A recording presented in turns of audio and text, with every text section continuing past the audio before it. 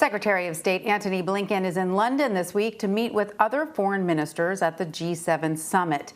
Today, the secretary discussed the U.S. partnership with the United Kingdom with British Foreign Secretary Dominic Raab. He also spoke with his South Korean counterpart about America's relationship with North Korea.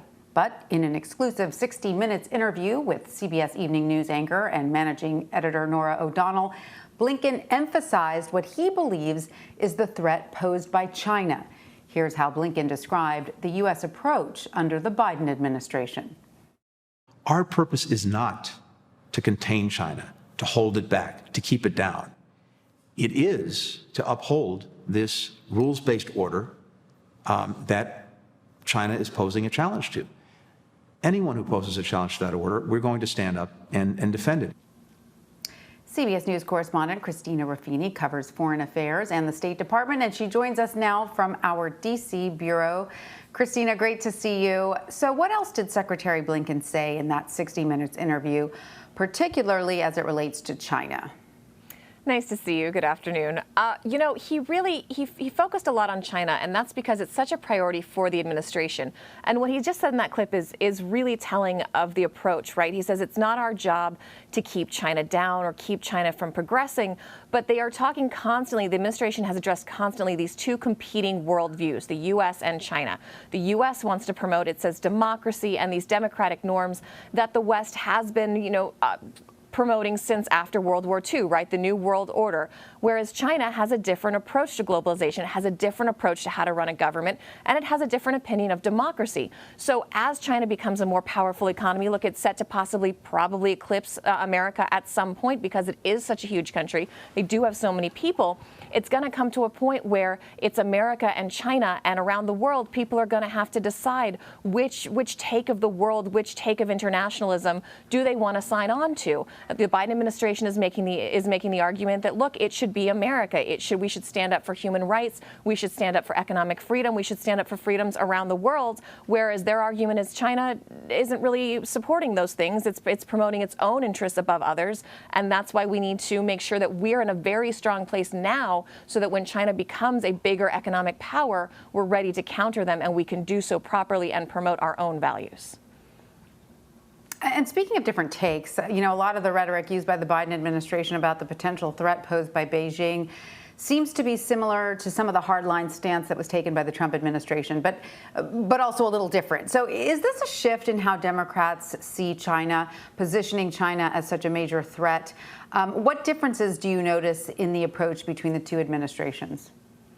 I think you're right in that a lot of the words are the same. A lot of the policies, surprisingly, have been the same, but the tone is slightly different. It's a little bit confrontational, it's a little bit less confrontational. But if you listen to what they're saying, it's largely the same thing.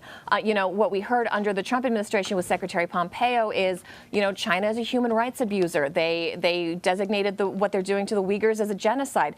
The Blinken group, when they came in, they didn't overturn that, right? The Blinken State Department has kept with that line, and it is calling out China on human rights abuses, on things that it thinks are violations of international norms. And look, we had that firework diplomatic summit in China. I mean, those of us who cover diplomacy, that's about as exciting as it gets, right? Where the Chinese ministers went off for 15 minutes talking about how America had no right to throw stones because we have our own human rights problems. They mentioned Black Lives Matter. And Secretary Blinken and National Security Advisor Jake Sullivan sat through, and it was consecutive translations. So they sat through all of it in Mandarin and then sat through all of it again being translated. And at the end of it, they came back and they said, look, yes, America does have problems, but we talk about our problems. We talk about them in the open. We admit them and we try to work on them. And that's why we are working towards a democracy. And that's what makes us special. And that's the argument they are presenting not only to the Chinese, but to the world as these two great powers start to really define what they want that global world order to look like. Right. And Christina, what are Secretary Blinken's other major goals at this G7 meeting? There's a lot. He's got a full dance card, as the really, really old people like me would say. But there's a couple big pressing issues. Obviously, COVID is a big problem. This is the first in-person ministers meeting that they've had. They just had a press conference, and the reporters are asking questions digitally, and there's still Zoom issues. I think Zoom issues are going to be a part of diplomacy for the next year. But it is nice, sources have said it's really good to get in there, talk face-to-face with all these ministers. They have to talk about COVID. India has been invited to the G7 because of India's horrible situation with COVID right now. They're going to talk about aid. They're going to talk about what they can do. They also need to talk about Russia, and they need to talk about Ukraine. After he's in the UK, Secretary Blinken is going to be going to Kyiv. And the other hot spot that this administration has really been keeping an eye on is Russia. We're having this spat with the Russians where the White House put all these sanctions onto Russia. Russia kicked out some of our diplomats. We kicked out some of their diplomats. Now they're telling us that, Russians can't work at the embassy anymore. Relations are pretty tense. Our ambassador to Moscow has come back to the U.S. for consultations at the moment. And so they want to make sure that Russia knows that the U.S. is opposed to any territorial adventurism it might decide to do on its own, and that includes Ukraine. They want to make sure that even though we saw a couple weeks ago, we saw Russian military doing a buildup at the border, they appeared to have pulled back. But, just in case they were reconsidering, the U.S. is going to meet with all these European leaders.